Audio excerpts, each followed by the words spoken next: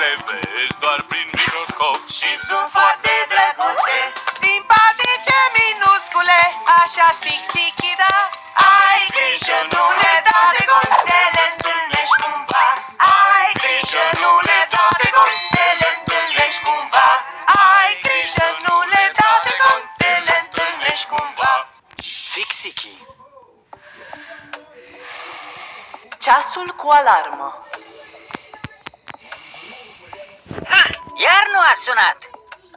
Nolic, hai să reparăm ceasul cu alarmă! Simca, trezește-l pe Tom! Micule Tom, trezește-te! Micule Tom! Hei, vei întârzia la școală! Micule Tom, trezește-te odată!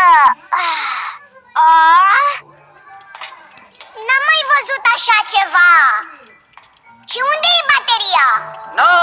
Acesta e un ceas mecanic vechi cu alarmă! Nu merge pe baterii! Acestea merg cu un arc! Cum funcționează? Oamenii strâng arcul bine, iar apoi, pe măsură ce se desface, întoarce roțile, care mișcă acele ceasului. Apciu! Cum? S-a stricat ceasul cu alarmă! Grăbește-te! Du-te să te speli! Micuțule Tom, abia acum te-ai trezit? Tată, nu a sunat alarma! Ceasul s-a stricat! Iată care-i problema. Nu mai merge pentru că pana s-a blocat între roți. Nolic, ajută-mă!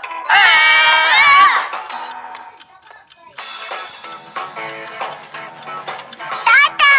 Ce se petrece? Se pare că e un cutremur! Chiar este stricat. E timpul să aruncăm vechitura asta la gunoi. Micuțule Tom, am plecat la serviciu, nu întârzia la școală. Plac cu noi! Hei, vezi tu, Nolec? Oamenii aruncă lucrurile imediat ce se strică. Până și aparatele care pot fi reparate ajung la gunoi până la urmă. Iar gunoiul e dus într-un loc oribil care este numit ghenă. Dacă un fixichi se întâmplă să fie într-un aparat stricat, el va fi pus în fața unui mare pericol. Odată unchiul meu a ajuns în ghenă fiind prins într-un televizor vechi. Abia a reușit să sară din cala buldozerului. E reparat. A luat-o razna de tot. Ha! Ce bine că echipa de salvare Fixichi a reușit să-l găsească și să-l aducă acasă.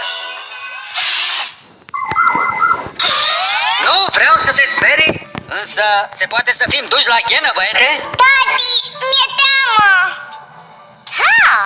Unde e ceasul cu alarmă? Poate l-a luat tata, să-l ducă la reparat. Dar Nolic și tata sunt înăuntru! Acum încă puțin! Nu vreau să mă duc la ghenă! Nu plânge! Nu e decât o cale de ieșire. Trebuie să reparăm ceasul și să-l facem să sune. Dar cum?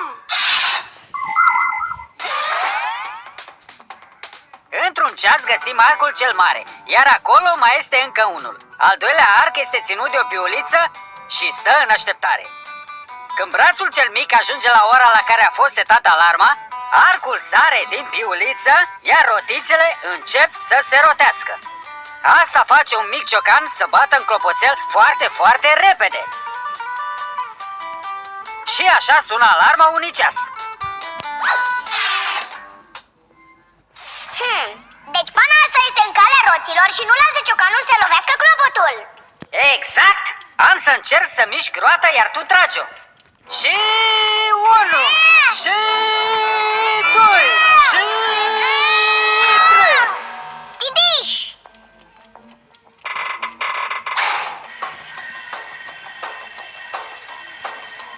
Simca, cred că pot auzi alarma sunând. Fugi spre sunet!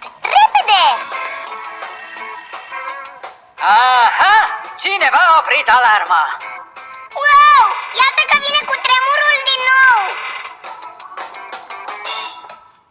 Nolic! Nolic! Sunt aici! Nolic! Am reparat ceasul! Ce era în neregulă cu el?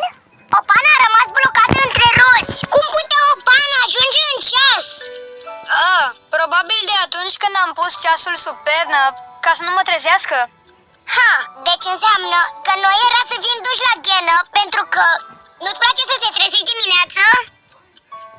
Apropo, dacă acel cineva nu se grăbește, va întârzia la școală. Oh, așa e. Ha!